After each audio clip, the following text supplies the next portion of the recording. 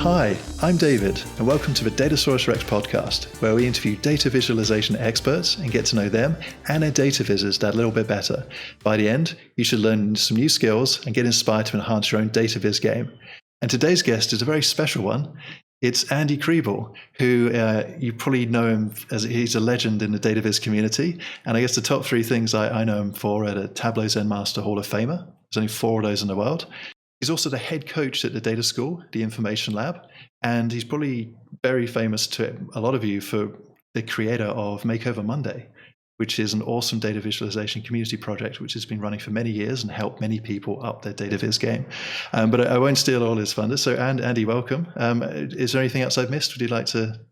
That was a great introduction. Thank you. I think you forgot about Workout Wednesday. That's in its 3rd year now. So Emma White and I did that the first year.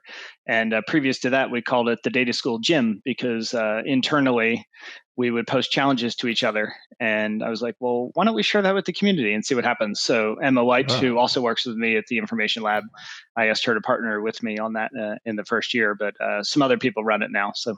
Oh, cool. Nice one. No, so yeah, you do so much. It's easy to forget stuff. I guess there's so much. No worries.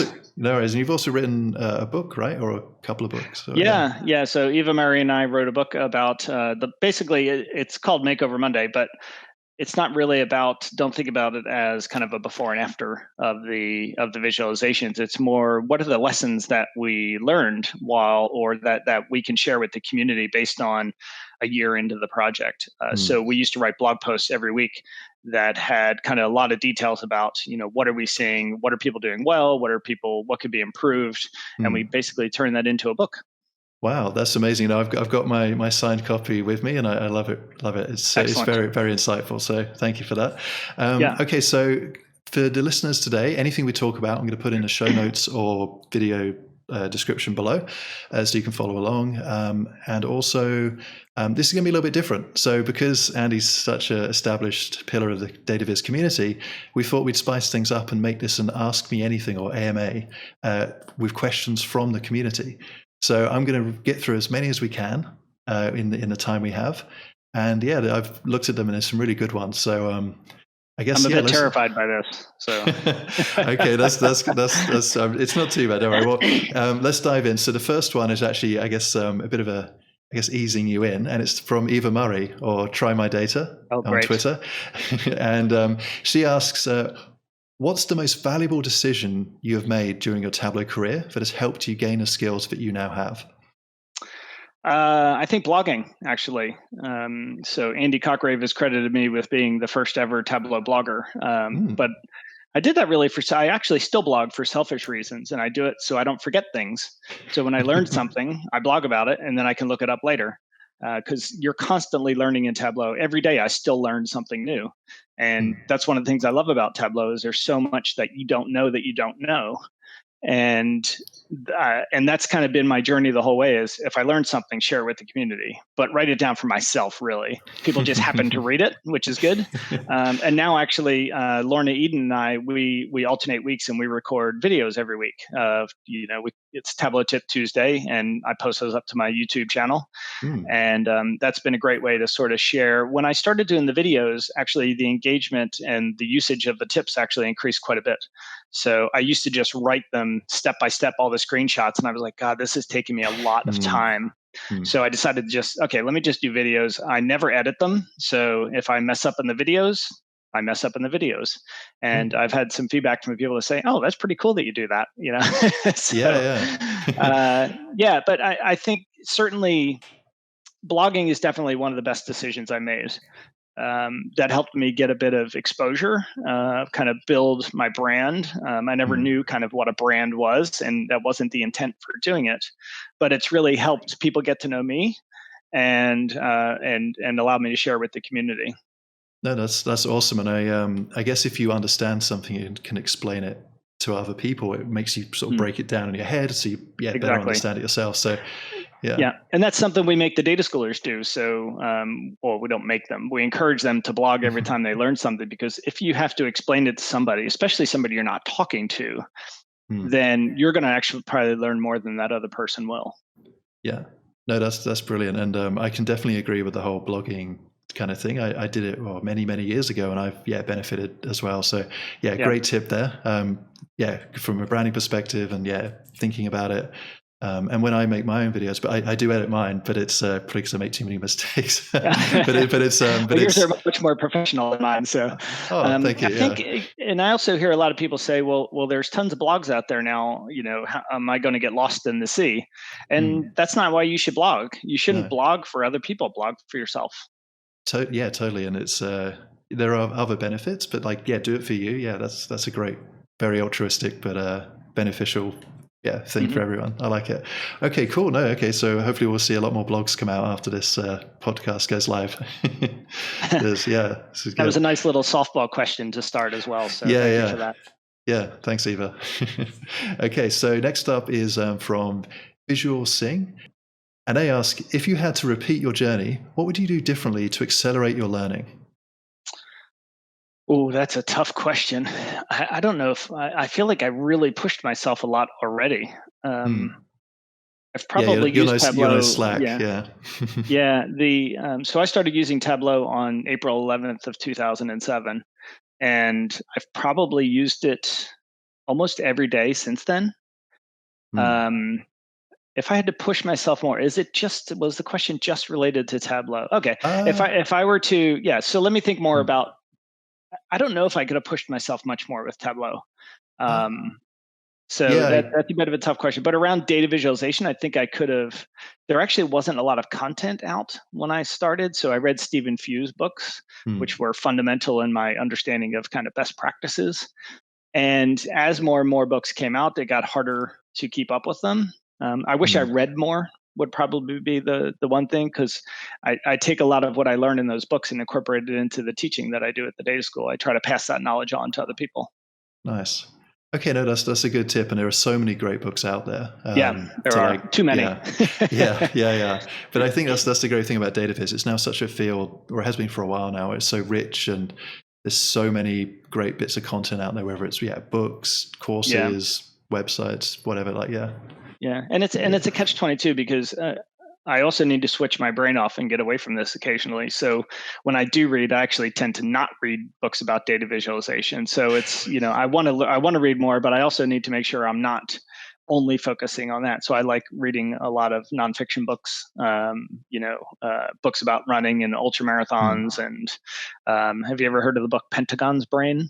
Oh, I have not. No. Oh, you should read it. It's about DARPA, which is the Defense Advanced Research. Have you heard of DARPA? Yeah, I've heard of DARPA. So it's kind of like it's an absolutely fascinating look into the history of DARPA and some of the stuff that they did. It's crazy. Wow. Okay. No, that's a good point of having a healthy balance, because whether it's data viz or anything else, if you love it, go do it. Push yourself, but I guess you've got to take a breather and be yourself too. So exactly, No, I like that, and I guess you definitely push yourself so much, and it's great that you're giving back too, because some people might push and just keep it to themselves, but that's definitely not the case. So it's great that you're passing that on and paying it forward. I also have a personal blog that I write for my family, but I'm very, very slack on that. And I wish, because I do a lot of, we do a lot of traveling. I do a lot of events, like exercise events and stuff, and running and triathlons and stuff. And I wish I wrote about them more, because I want to remember them. So, and again, my parents would read it. Probably 5 people would read it, but that's okay. I wish I did more of that, but I don't take my computer home during the week, because I want to make sure I switch off. So if I don't take my computer home, I can't work. If I take my computer home, I'll be on it. Yep, that's smart. Know yourself, right? And remove those distractions. That's very, I wish I did that. Although I've got my tower here, so I can't really. It's in my home, so it's a bit different. But I found that I was working too much at home, and not paying enough attention to my kids or whatever it might be. I was letting myself get easily distracted by being on my computer. Most of the time, it actually wasn't work. It was just using Tableau, or finding data sets that I'm interested in, and I just realized I need to switch off. Okay, no, that's Yeah, very admirable, and I like that. And it's a good message. Strike a balance. Yeah. Between Okay, so next question is from Kim Tricker, who asks, "What steps should I take if I'm interested in a career in data visualization?" Yeah, I think that's a good follow-up to the previous question. What steps should I take if I'm interested in a career in data? I jump in. So I think you need to make sure you like data visualization first. So I would highly recommend the book 48 Days to the Work You Love. It's a book written by a guy named Dan Miller. It has a lot of religious overtones to it because he's a preacher, but just ignore that part if you're not interested in the religious part. But it's basically the premise behind the book is you could have work that you love to do, but you're not good at it, or you could have work that you're really good at, but you don't like. So you need to find the combination of those two things. What's something I love to do that I'm also good at? And that's when you won't feel like you're ever working a day in your life. And I'm fortunate enough to have found that. And that was a book I actually read around the same time that I started using Tableau. And it was like, oh, this kind of feels like it was meant to be. So I recommend that book to a lot of people. But as far as getting your career started specifically in data visualization, read as much as you can. I would start with books that focus on not on tools, but on fundamentals. So the first book I read was Information Dashboard Design by Stephen Few. I would encourage you to read that book, plus Show Me the Numbers by Stephen Few. I would absolutely make those the first two books you read. Of course, you should read the Makeover Monday book, but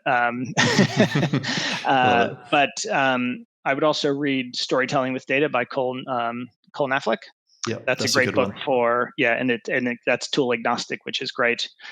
Stephanie Evergreen has a great book.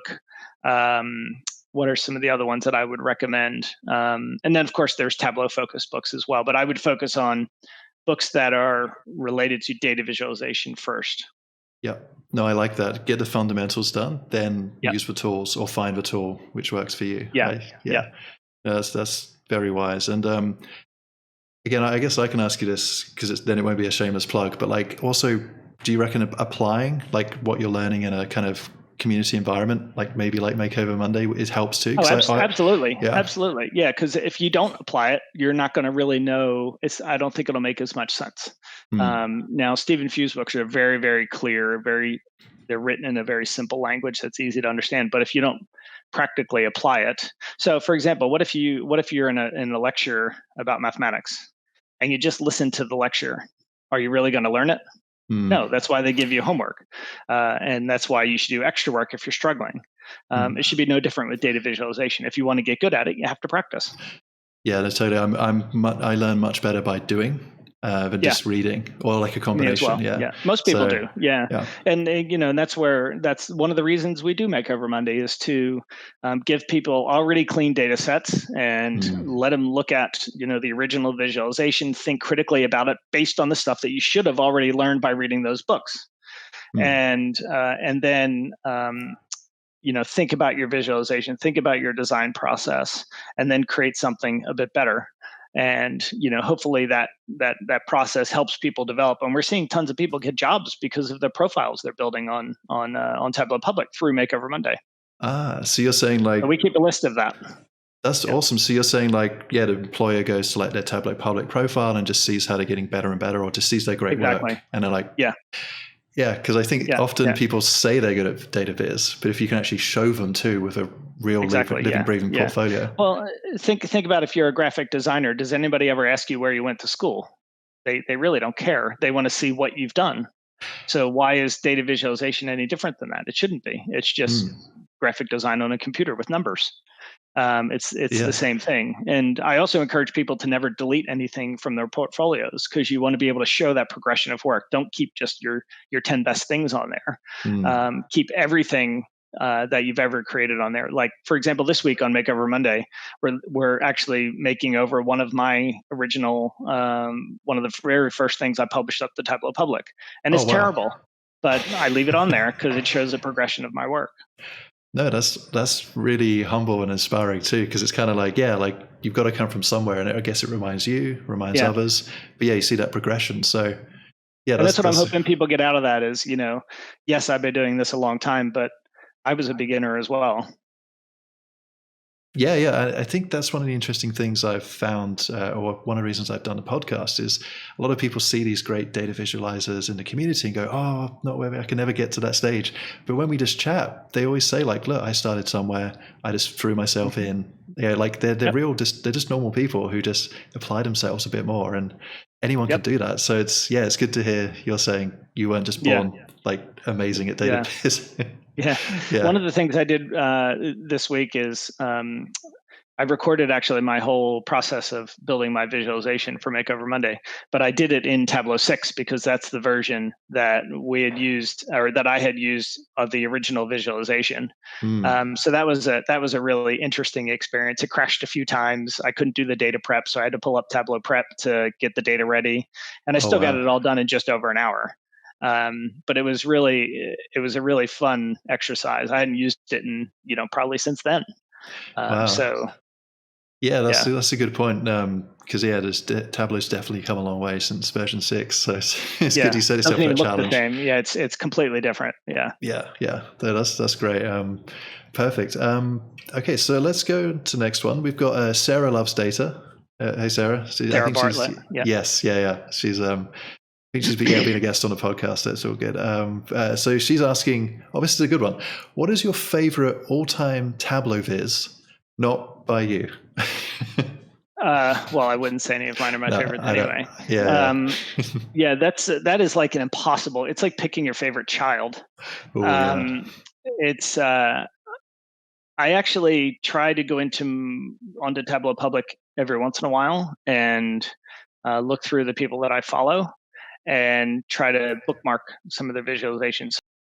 David, can you flip over to my Tableau Public profile page, please? Sure thing. Here we go. Yeah, if you flip over to my favorites, you'll see that I have a few things favorited here. I really do, like I mentioned a minute ago, I do a pretty poor job of going through Tableau Public and favoriting things, but it's hard. It's hard to find the time to do it, and there's so many good pieces of work out there. Oh yeah. I'm going to say I'm a bit biased by the people at the data school and the information lab because they do produce so much work, and I'm actually just more connected to their work because I see it all the time. Fair enough. So quite a few things that are on my profile are from Tableau Public. There's one, if you go down to the second row on the right-hand side, it says, what is the most popular usage of dockless scooters in Austin? Do you see that one? Yes. Yep. Just opening it up now. Go ahead and open that one. That one's by Hesham Aisha, who just graduated from the data school. And a little bit of backstory about Hesham. So he applied to the data school and he didn't get in. Oh. And we had given him a task to go, hey, we think you're close, but you're not quite ready yet. Go off and practice more before you get there. And if you look at his profile, you don't have to flip over to it, but if you look at if anybody looks at his profile, he's got 42 visits out there and they're almost all outstanding. And that showed me that he really, really wanted the job. But if you look at this particular visualization, it's pretty great, right? Yeah. It's got the big numbers. Everything's very clear. The colors used very sparsely, but also appropriately. And the most interesting about this is he did this as this was his final interview data set for the data school. Wow. And to build something like this before he even started here is just incredible. I mean, how do you even do it? I could have never done this in my first 6 months of using Tableau. No, this is incredible. It has great storytelling as you go down. Lots of all of the insights are pointed out. It has a great map using the density maps, and it just does this story top to bottom, and it's just incredible. And how this is definitely one of my favorites of all time on Tableau Public. It's just, and kind of the backstory to it is what's really amazing to me.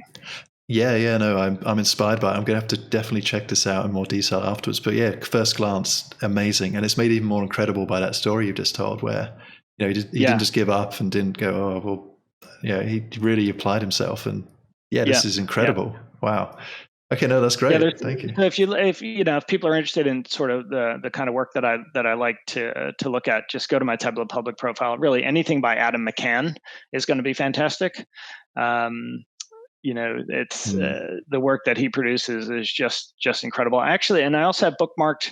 So people have been creating things like there's one that's called like options for KPIs, and a workbook full of parameter actions that people have done, and how to do legends and bar charts, and kind of template things. And I like favoriting those because they give me ideas when I'm stuck. So I would encourage people to look at those types of workbooks as well. Amazing. I have to confess, I keep forgetting about the favorites functionality in Tableau Public. Yeah. And this is. Oh, you're not the only one. Yeah. But it makes sense. Like if you're using it, I'm totally going to follow that. That's amazing. Yeah. These are great. Yeah. So thank you for answering that. It's tough, I understand. But then, the one you just picked out is amazing. So thank you. Yeah. Okay. We got Lorna Eden now asking, what is your it's a good one. So what is your favorite calculation in Tableau? Am I allowed to swear? We'll give it a go. Worst case is I can beep it out. Okay. Yeah. So I actually had dinner with her last night. And I would probably say my favorite calculation is if Lorna, then shit list end, because she's the only one on my shit list. But it's just a joke between us. But so if you have to bleep that out, that's perfectly fine. But but as far as Tableau calculations, table calculations, definitely my favorite. I like when I was participating more in Workout Wednesday and posting challenges. Of course, LODs existed, but I would force people to use table calculations. I would say you're only allowed to use table calculations because I want people to get a better understanding of what Tableau is doing behind the scenes and how table calculations work, because they're incredibly powerful. And I think people use LODs as a crutch because they're easier. What they don't realize is you can have performance impacts with level of detail expressions because they're separate queries that are sent to the data source, where with the level of detail expression, it works with the data that's already in your view. So it's all cached. So they work much quicker. And you also learn how to manipulate fields, and how do you kind of trick Tableau to display things a certain way. And it took me a really, really long time to understand table calculations. They didn't start making sense until Tableau changed the little configuration window that comes up. So I then wrote a blog post because I finally understood it. So I wanted to write it down. So I created a few PowerPoint slides and then used them as images for, how do I understand what table calculations do? What does it mean when a box is unchecked versus checked? And so I wrote a blog post that's the title something like table calculations in a plain English sentence. So how can you translate that into, so if you think about a question you need to answer, if you could put it in the format, then you automatically know how to set up your table calculation. I like that. That's smart. Yeah, again, it's, you could definitely, it becomes easier to remember the syntaxes and just. Exactly, it's like super helpful. I mean, that's how I teach them. But it took me 10 years to understand table calculations, 8, 9, 10 years, something like that. They were, as far as I understood what they did, but I really struggled with how to configure them properly. And then one day it just clicked. Wow. Okay, I'm gonna have to go I'm trying to I'm trying to accelerate that learning for people now. No, that's perfect. And did you say that's a post you've done recently, or? It would have been probably 2 years ago, something like that. Okay, I'll go find it and pop it in. But that's cool. No, and just on the swearing, no, shit's fine. I thought you were going to say something like yeah, but okay, great. Laura will like that as well. She'll expect an answer like that. Okay, so we got a question from Frederick Najar, who asks, what steps do you take when you approach a new data set?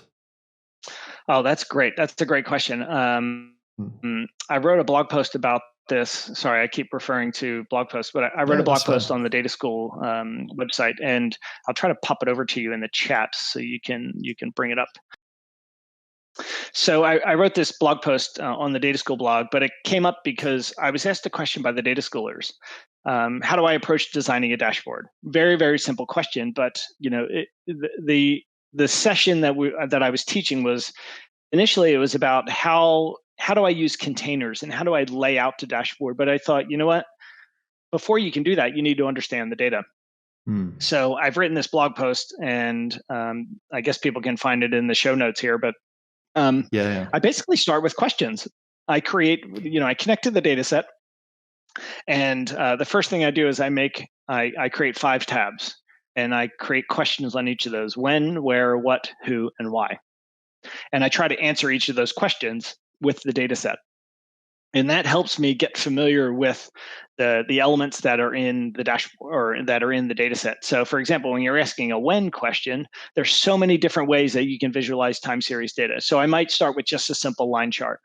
And then I might copy that or duplicate that sheet and answer that question a different way. Or maybe I build a heat map, or I do some kind of small multiples, whatever it might be, put different dimensions on color and size and whatever it might be. And so I answer that question with when. And then when I get to where, I'm thinking more about geographic information. So if there are geographic fields, I'll look at them and see what they have in them. Sometimes there isn't geographic data, but you might also, so where might mean, so for example, it could be, you just have a region, for example, and you want to know what are, somebody's asking you about, they want to be able to compare their stores within certain regions. Well, regional data is still where, it's just not on a map. So I think when people consider the question where, they only think about maps, but there's lots of other questions you can answer about where. It could be even, a segment of a store. So this department versus this department, and where are they located within the shop, and how is that affecting sales, things like that. So I did a lot of that when I worked at Coca-Cola. You would look at, okay, what's the sales at something that's the front of the store versus the back of the store versus on an end cap versus just regularly in the aisle. And in the aisle, what shelf is it on? Is it on the first, second, third, fourth? Is it eye level? All that stuff, that's still where information. Yeah. It's just not on a map.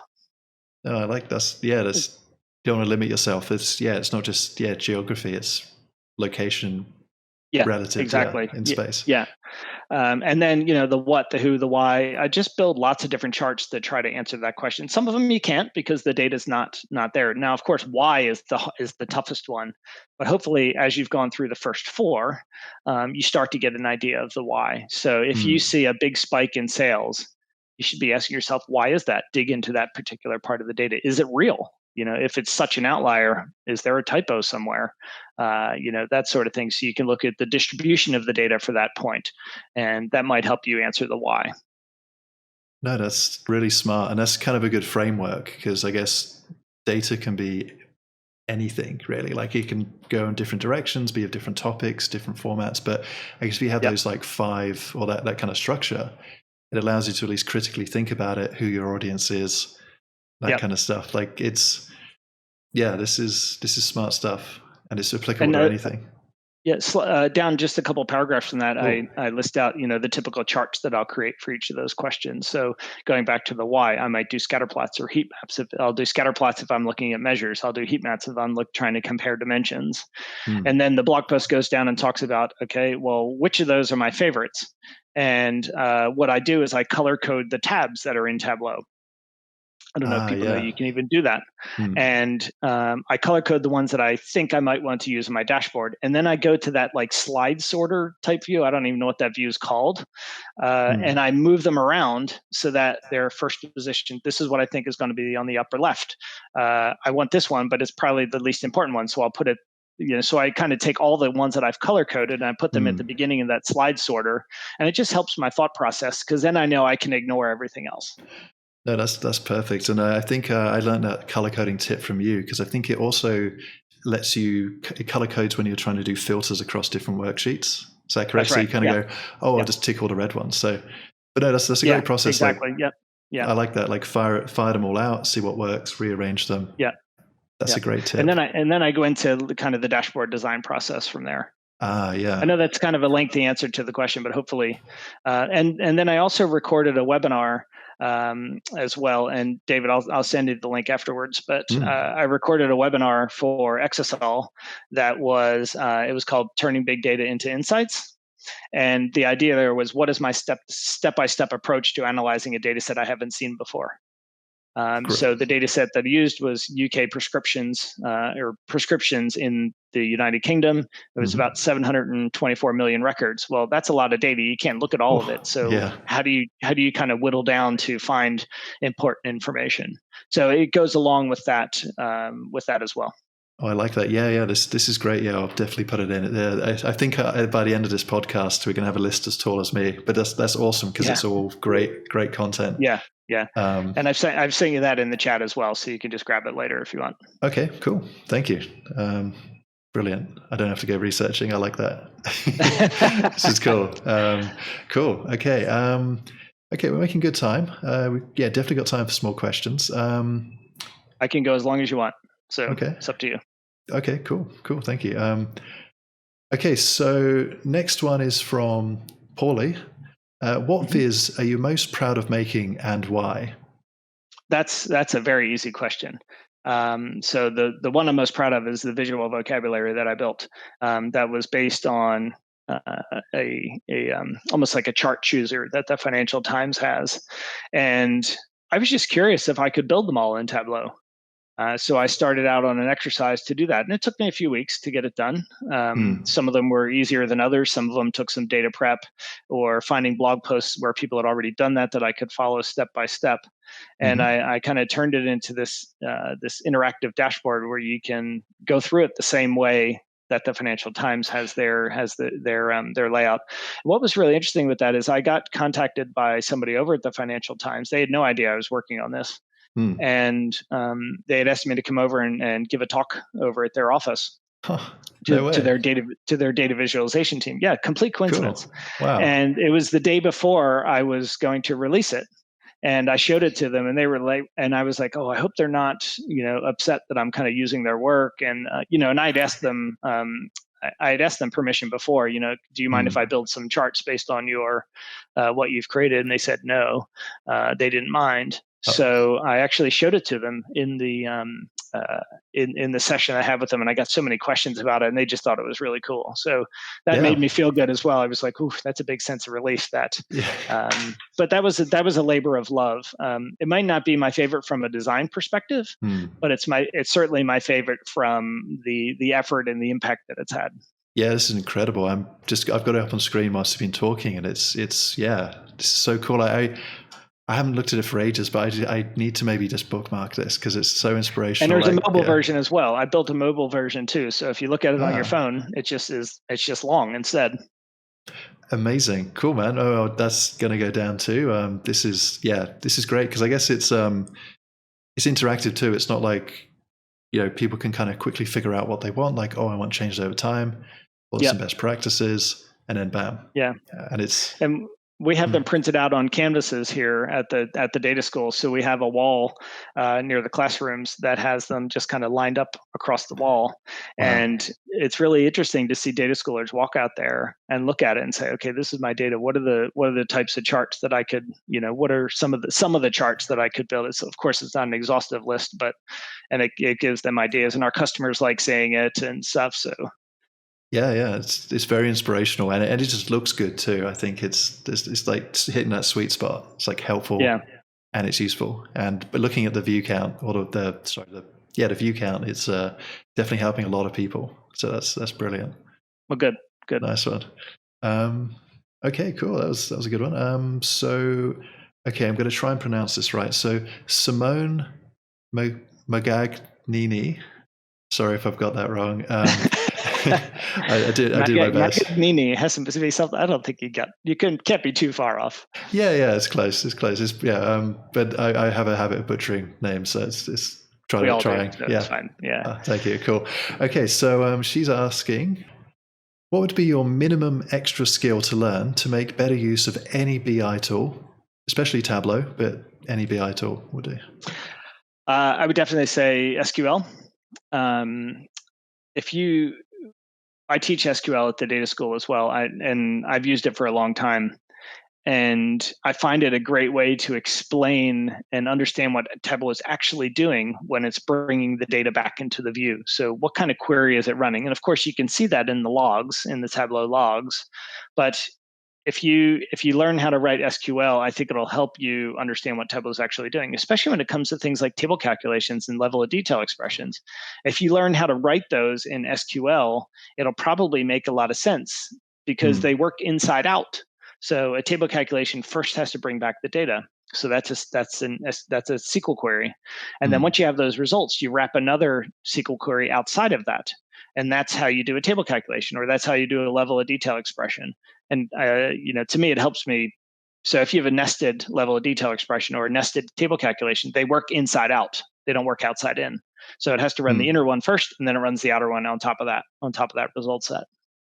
No, that's a great skill. And I guess, it gets you thinking about what Tableau does, just so it's not like some magic, because they say like any technology which you can't comprehend is like similar, just the same as magic. I think a lot of people think that, but equally, like I guess SQL is also great just because it allows you to get data. I know so many analysts who are good, but they're just used to getting like Excel files or CSV spat out from some kind of CRM tool. And it's just like, okay, that's great, but what happens if you need something a bit different, which you can't get from that like WYSIWYG UI? And I think SQL just gives you that, I guess, gives you more keys to kind of like unlock doors, get data, and just get it in the right format. Yeah. It's also something you can use to verify data. So is the data you're seeing in the data you're receiving, is it actually the correct data? Are the aggregations working correctly? So the more you know about how databases work and how you can query databases, I think it'll make you a better data analyst as well. Yeah, totally. It's okay. That's a great skill, and I think that can apply to any BI tool, Tableau as well. But like, it's absolutely, yeah. And it's easy to learn too, which is the best part, because there's the structure is the same with every single query. So as long as you know the order of operations for a SQL query, you just fill in the blanks, and that's it. Yeah, totally. And actually, I'll put a link down below, because I remember trying to find a good way of explaining SQL to people. And it's actually a website called sqlishard.com. But what it does, but what it does is it teaches you the fundamentals, but then it gets you to apply them as soon as you've learned them. So it's similar to what we were talking about earlier. So exactly, about joins, inner, left joins, like a bit of regex, and so you actually learn and go, oh, no, okay, now I've got to do this. And it gives you like a use case, and it'll tell you if you're right or wrong, and it'll give you the right answer if you get stuck. And it's very good stuff. So it's not hard once you go to that site or ask people to help you. When I teach SQL, I have them also recreated in Alteryx and recreated in Tableau. So how do the different tools work to get to that answer? And I find that when they all understand Alteryx very, very well, and then they're like, oh, okay. So when I do a group by, that's the same thing as my summarize tool in Alteryx. Okay, I get it. So when they're building those workflows step by step, it's really just running SQL queries along the way. Yeah, no, that's great. You got to. Yeah, I guess a good chef has to understand all the steps and ingredients it takes to make a good dish. So same with data. I like that. Okay, so we actually got another one from Sarah Loves Data. So she came up with some really good ones.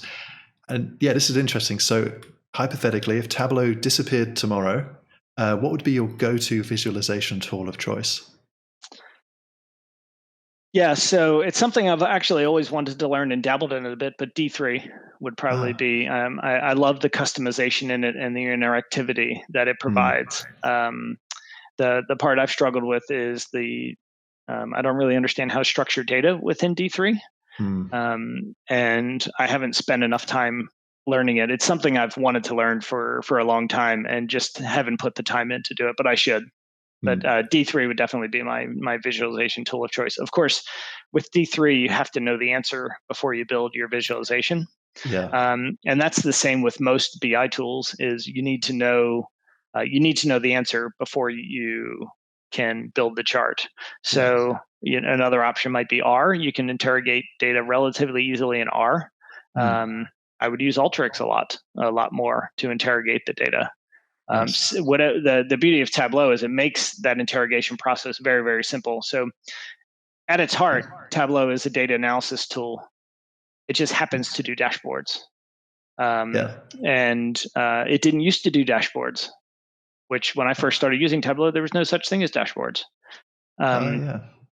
So it was, and that's why it was built. It was built to interrogate data.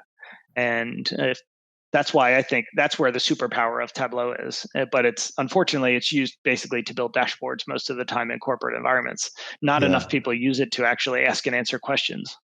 Oh yeah, no, it's one of those things I try and tell people, like, because I benefited from that. If you're in a meeting And like typically any company, people are just used to like a boss asking a question and the answer's normally, I'll get back to you in a few days.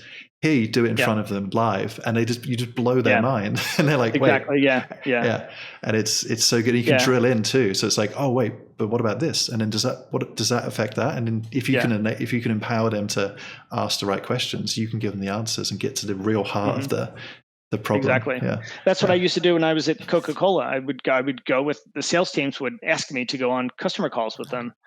And we would just, we would have a presentation or whatever, and but it was all done in Tableau. And the customer would have a question, and I would just answer it on the fly. And then they'd have another question, and like you said previously, they might ask you a question. You'll say, okay, well, when can I get back on your calendar again? They're like, oh, well, 2 weeks or 3 weeks, whatever it is. By that time, the question's either not relevant or they forgot why they asked it in the first place. And the most fun thing was they say, well, can I have this? And of course I can't, because it has competitor data in it and stuff like that. So, but I loved going on those kind of sales calls where I just got to show people how quickly we can answer their questions and be a partner in their business. Yeah, that's amazing. And and I think that's the weird thing. It's no secret. It's not hard. It's just a lot of people are just set in the ways of typically how to do it. And it's just, but once they see it, they're like, oh, okay, yep, we've got to have this all the time now. It's just hard to prove, but no, that's good to hear.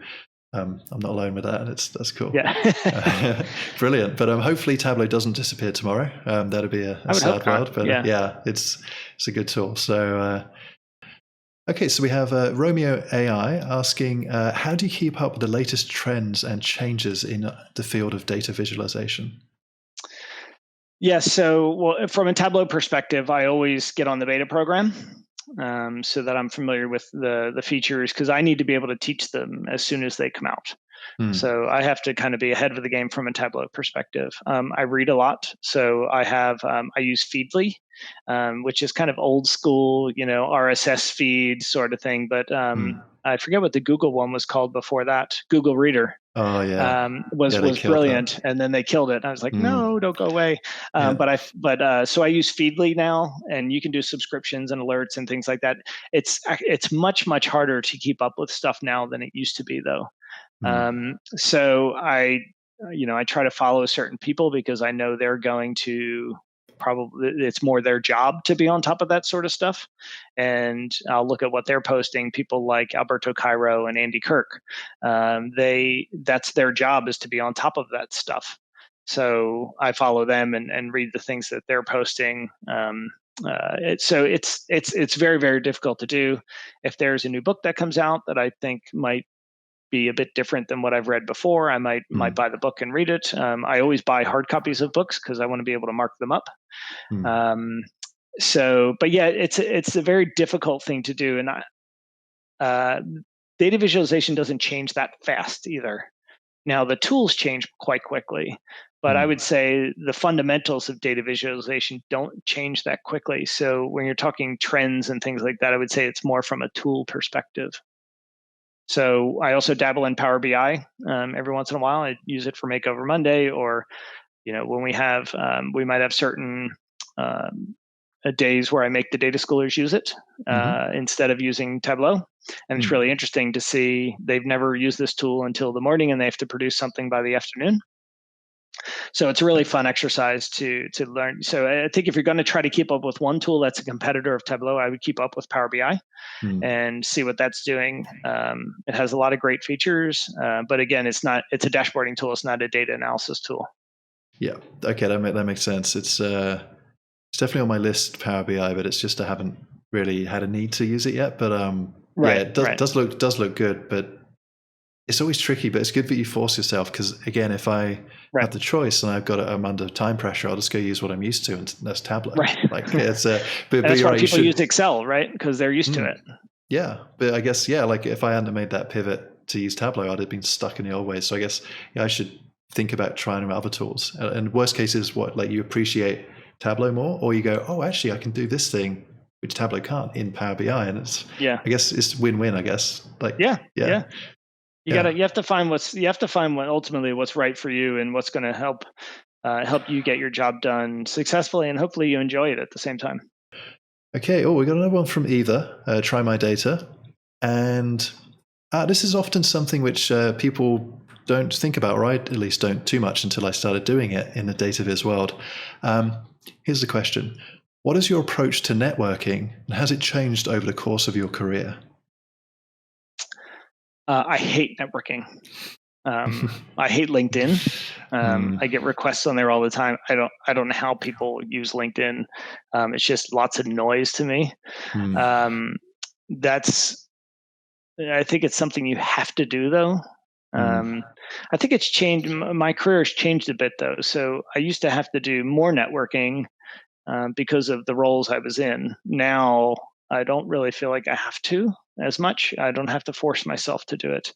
Most of the networking I do is just face to face. So I'll go to user groups or, the conference, things like that, and sometimes just a data viz meetup or even a running group. It doesn't have to be data visualization related. You can still do networking, and you might find somebody. There was. Are you familiar with Chick-fil-A? The restaurant. So they did a pop-up shop here one time in London, and it was just one day only, and we happened to get tickets to it. And we sat down with somebody and we had a mutual interest, and we knew somebody. Both of us knew one person, and it was like, wow, this would have never happened. But that's the kind of networking I prefer. It's just, sitting and meeting people, or, Londoners typically don't like talking to strangers, but so I force them to do it, which is fun because it makes them feel awkward. I like that. So most of my networking is done face to face. I don't really do a lot of online networking. Okay, no, that makes sense. And I guess given your profile, or like the size of your profile in the online community, it's probably, you don't kind of need to. I guess everyone just comes to you now, so it's I wouldn't necessarily say that, but at the conference, people come up and introduce themselves to me, which is great. I like meeting people, and when people come say hello and they say thank you, it really means a lot. It encourages me to keep doing it. So, but from, I don't go to like business events, and I don't go to networking events. I really don't like networking. It's definitely not a strength of mine. Yeah, it's tricky. I kind of understand, like, because it's a lot of time it's not genuine. Like, if it's the personal networking, then that's cool. Like, it's, hey, like we've got something in common, that's great. But when it's business, it's more like, hi, what value are you to me? Exactly. Yeah. No, I like that. It's just shows you're very genuine, which is good. I'm not a big fan of networking either, unless we have a passion. But that's a good thing about the Tableau conference. Most people you turn to and go, hey, do you like data viz? And they're like, wow. So it's like, so it's always a good icebreaker. It's great. Cool. So okay, next question. Okay, so we got Frederick Najar again. So there's a few repeating in here, but they're all great questions, so I didn't want to get rid of them. What skills are required for a successful data analyst? Number one is curiosity. You don't have to be an expert in design. You're not going to be a good data analyst unless you're curious and you ask a lot of questions. That's it. That's the number one thing you have to have. No, I like that. It's think outside the box, just probe. And I think that's why I like Tableau, because you can ask as many dumb questions as you want. Like, you ask 10 dumb questions, you get one great answer, 9 are terrible, but you've only spent 5 minutes making that. Like, it's so quick. Yeah. Whereas, trying to do that in Excel, you'd be like, oh, I'm not even going to bother. Like, because certain tools inhibit your curiosity, which isn't great. But Tableau, I guess, encourages it. Cool. Okay. Curiosity. I like that. Unless you're a cat, don't get curious. I don't like cats though, so.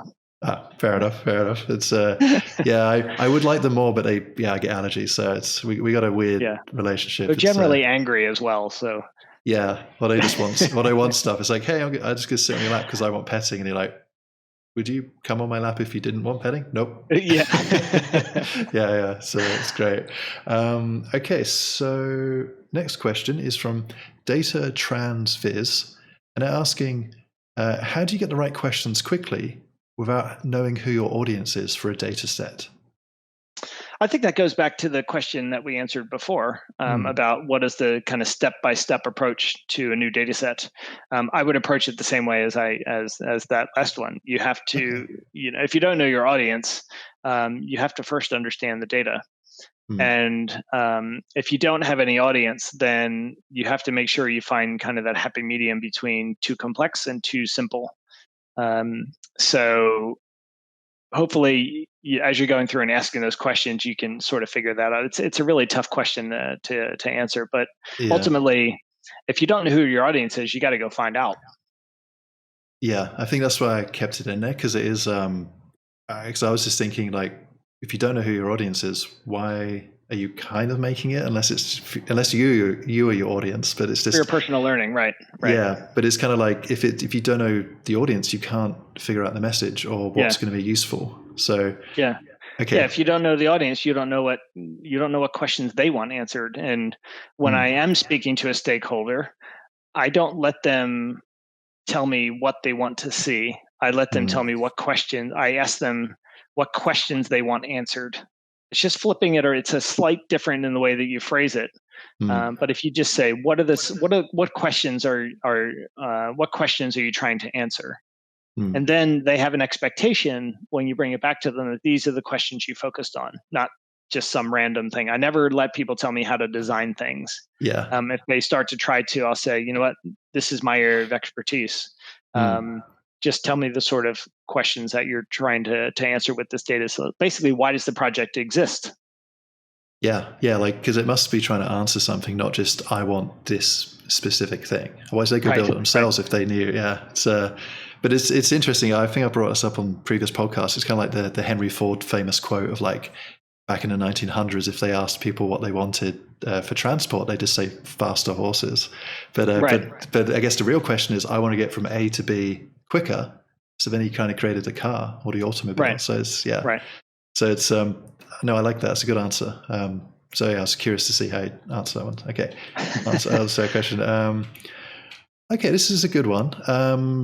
Data transfers again. Again, great questions. Thank you. So he's asking, any tips for time boxing on your viz creation process? Because you mentioned in a previous answer, like, you gave yourself about an hour to do some analysis. So, like, are there any tips? Because I've gone down like 5-hour black holes of data analysis without realizing. So yeah, what tips do you have to help? Well, first off, every project's different, so you can't. Hopefully, I would encourage you to kind of budget your time first off. So start with an hour. See how many questions you can answer with an hour. So if you follow that approach of asking those 5 questions, that's going to ultimately kind of time box you, because you can only answer those questions so many different ways. So if you focus on those, you'll probably have and if you're using something like Tableau, you'll probably have your answers in 30 to 45 minutes. Just build lots and lots of things. You're going to toss 90% of them, 95% of them. But just keep exploring the data. For Makeover Monday, I time box myself. I try to stay under an hour, just because it's part of my process. I force myself to do it because I don't want to overthink it as well. If you don't time box yourself, you're going to fiddle around with it forever. And there's no such thing as a completed data visualization. They're never done. You could continually work on them if you wanted to.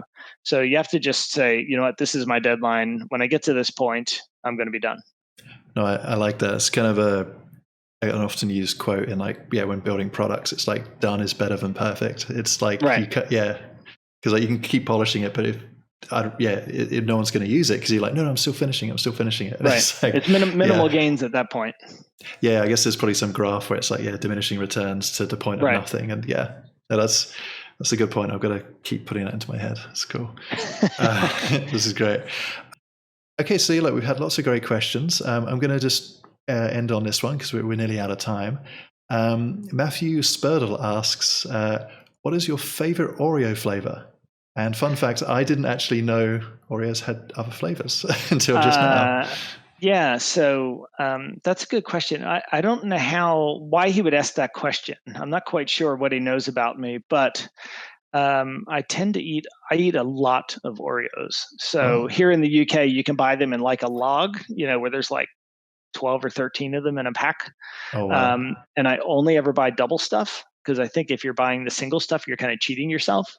It depends if you like the cookie part or if you like the cream part of it. But I really like the cream part. So I eat a whole roll of those every day at lunch.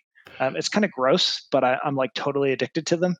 But the way that I eat them is I take the top off of one, and then eat the cookie, the top part, and then I break the cookie in half, so I get like a quadruple stuff, and then eat that part. Oh wow! So, and then last week, but just the regular Oreos, the chocolate top, the white cream middle. I don't like any of the other flavors. But last week, one of our guys was coming back from the U.S. and he brought back Mega Stuff Oreos from the U.S. Oh, what are those? I think it's like a triple stuff. Oh, triple. Wow. So I was making different kind of sandwiches with them. So I would take the tops off of 2 of them and make it like a 6 stuff. And then I made it like a club sandwich where you have a whole cookie and then just the cream and the cookie from the top one, so it's 3 cookies and 2 things of cream. I felt pretty ill after eating those though. Yeah, that's I'm sure you had no regrets, but hey, look, I think maybe we've cracked the mystery of why you run ultra marathons, is to burn off all the calories. I don't run ultra marathons, but I run marathons, and I'm actually I'm doing my first Ironman distance event next July. So not quite sure I'm going to find the time to train for it, but I'm going to give it a go. Crikey. So is that just to burn off all the calories from eating all these Oreos? Yeah. It could be, yeah. Yeah. No, that's cool, man. So I love playing with that kind of those food. Like we have jammy Dodgers in England. I'm not sure whether you have the cream and the jam.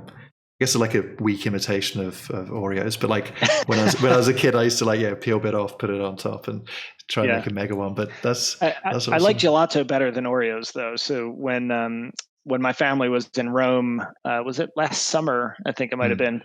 I tracked all of the gelato I ate, and I had 40 scoops of gelato in 5 days. So it was quite impressive, I must say. So I had to have. I knew I was approaching 40 and I had to finish on a nice round number. So the last day I had 4 scoops for breakfast. And then I had to have like 10 for the day. And then we had like 3 at lunch and then 3 before we went to the airport.